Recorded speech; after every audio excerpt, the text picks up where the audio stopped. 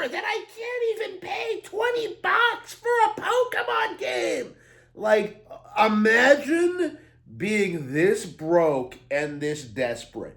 Imagine spending all of your time unemployed, sitting in your parents' basement, spurging out about Nintendo charging you for a Pokemon game. That's been the past couple of days when it comes to Pokemon Fire Red and Leaf Green. You know, this incredibly well-received game is getting a re-release. It's going to be the best-selling game this week. It's going to outdo Resident Evil Requiem. It's going to outdo Tales of Berseria. It is a celebration of Pokemon's 30 years of relevancy. And people like Nintendian can try and cope all they want and call it lazy. You can't call it lazy when you have other Pokemon products that have come out recently that you can buy instead. This is just a re-release of an old game. So every single narrative that has been propped up about this game regarding the price point, involving the game they chose the re-release, and regarding the entire situation, all of it has fallen apart. But what I find interesting about this is just the massive double standard when it comes to the price point. Because what we have seen with this specific release is that we have seen a pure 180 flip, okay? A complete flip-flop from the community, who have spent the past several years bitching about, like, Nintendo Switch Online, about how they want to own games, how they don't want to, like, subscribe to a subscription service that is tied into general online play, by the way. How they don't want to support this, how they want to buy games on the eShop. If only Nintendo were to do it. Okay, here you go. No, not like that. You know, $20 is perfectly reasonable for a game like this. Like, especially considering Pokemon is the biggest brand in the world. The idea that people have that, like, well, this is too expensive because the game is old. Yeah, guess what, bro?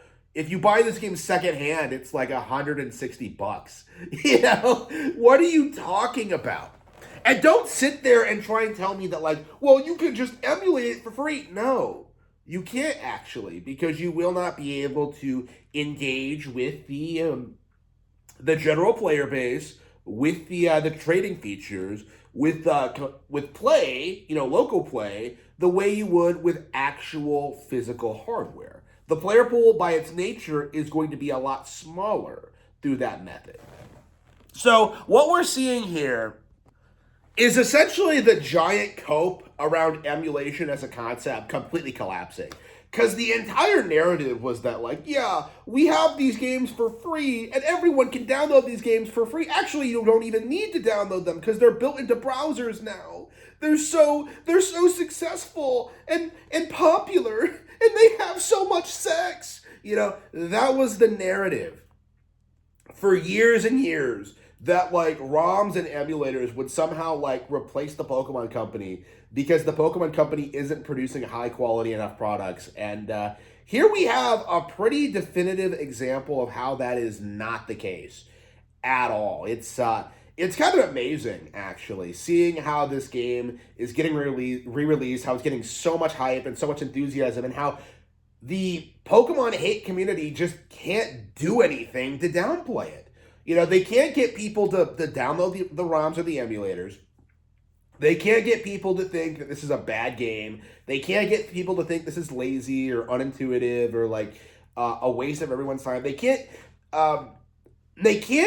flip and tell people that they would rather have this game on NSO after they've spent the past 7 years just downplaying the service and everything it's offered. You know what I mean? It's like, you can't do a complete flip-flop like that and expect anyone to take you seriously. You know, like, we were told, you know, a while, like, you know, all this throughout, like, you know, since Gen 7, Gen 6, you know, like, old Pokemon was better. Pokemon was better back in the day. And, you know, here we go. Old Pokemon game. People should be excited. And instead what we get is senseless bitching, you know, bitching that isn't going to get the community anywhere.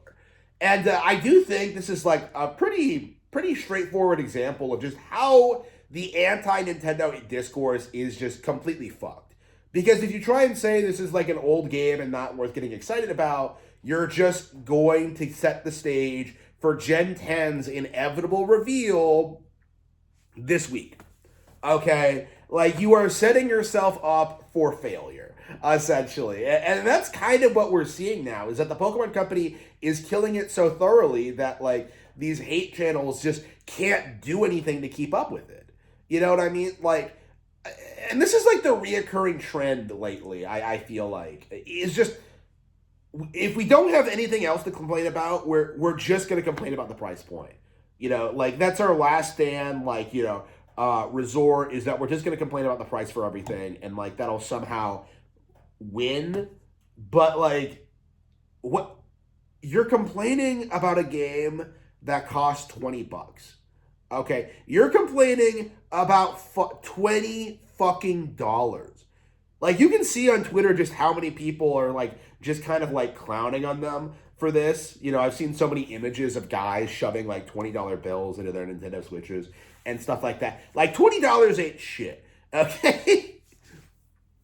Like, it's like, if you're really complaining about 20 fucking bucks, people aren't going to take you seriously going forward. And honestly, I kind of feel the same way about like the $80 games and like the Mario Tennis Ace Fever costing like $70. Like, we see everyone complaining about the price point for these games, and like the simple solution is to just like, well, don't buy it right away.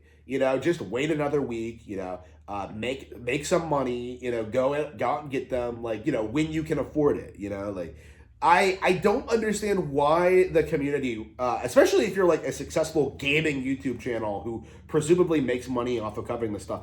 Like, I don't understand why there's this huge prevalent notion that the price point is somehow going to like limit this game's appeal or like stop people from picking it up, because it's very observable to me that that's just not happening. And like, one of the weird things about this is just how often people just kind of ignore the price point of other video games and how they exclusively go after Nintendo. Mario Tennis Fever, the only criticism people have about it right now is this idea that like, well, it shouldn't be $70. I've gotten more mileage out of Mario Tennis Fever than I have like most games. Okay, like, I am very happy with my purchase, and I feel like people just don't have that mentality.